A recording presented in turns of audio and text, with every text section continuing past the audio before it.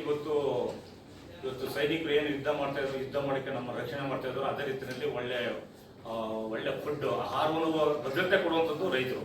ಆ ರೈತರ ವಿಚಾರ ಇಟ್ಕೊಂಡು ನಾವು ಕೆಲಸ ಮಾಡ್ತಾ ಇದ್ದೀವಿ. ಆ ದೃಷ್ಟಿಯಿಂದ ಅವತ್ತು 3ನೇ ತಾರೀಕು ಬಂದು ನಮಗೆಲ್ಲ ಸಹಕಾರ ಕೊಟ್ಟಿದ್ದೀರಿ. ತಮಗೆ ವಂದಿಸ್ತಾ ಇವತ್ತು ನಮ್ಮ ಒಂದು ಪತ್ರಿಕಾಗೋಷ್ಠಿಯಲ್ಲಿ ನಮ್ಮ ಕೆರಗೋಡು ಹೋಬಳಿನಲ್ಲಿ ಸಂಬಂಧಪಟ್ಟಂಗೆ ಕೆ ಗೌಡ್ಗೆರೆ ನಮ್ಮ ತಮ್ಮನವರಿದ್ದಾರೆ. ಅವರು ನಮ್ಮ ಸಂಸ್ಥೆಯ ಸೆಕ್ರೆಟರಿ ಸದಸ್ಯರು.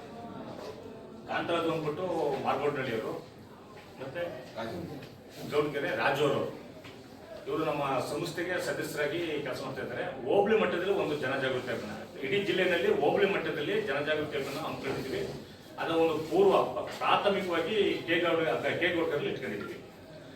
ಅಲ್ಲಿ ಆ ಒಂದು ಅಭಿಯಾನ ಏನು ಉದ್ದೇಶಕ್ಕೆ ಅಂತಂದ್ರೆ, ನಮ್ಮ ಒಂದು ಕೃಷಿಗೆ ಸಂಬಂಧಪಟ್ಟ ಸಮಸ್ಯೆಗಳು, ಮೂಲತಃ ಏನೊಂದು ಸಮಸ್ಯೆ ಇದೆ, ಮಾರ್ಕೆಟಿಂಗ್ ಸಿಸ್ಟಮ್ ಆಗ್ಬೋದು ಅಥವಾ ಬೆಳೆ ಪದ್ಧತಿ ಆಗ್ಬೋದು, ಮತ್ತು ಕೃಷಿಗೆ ಸಂಬಂಧಪಟ್ಟ ನಾಲೆಡ್ಜ್ ಅದು ರೈತರ ಜೊತೆಲಿ ಹಂಚ್ಕೊಂಡು ಅದನ್ನ ಮುಂದೆ ಯಾವ ರೀತಿ ಮಾಡಬೇಕು ಅನ್ನೋದು ಒಂದು ಪ್ಲಾನಿಂಗ್ ಅಲ್ಲಿ ನಡೀತದೆ.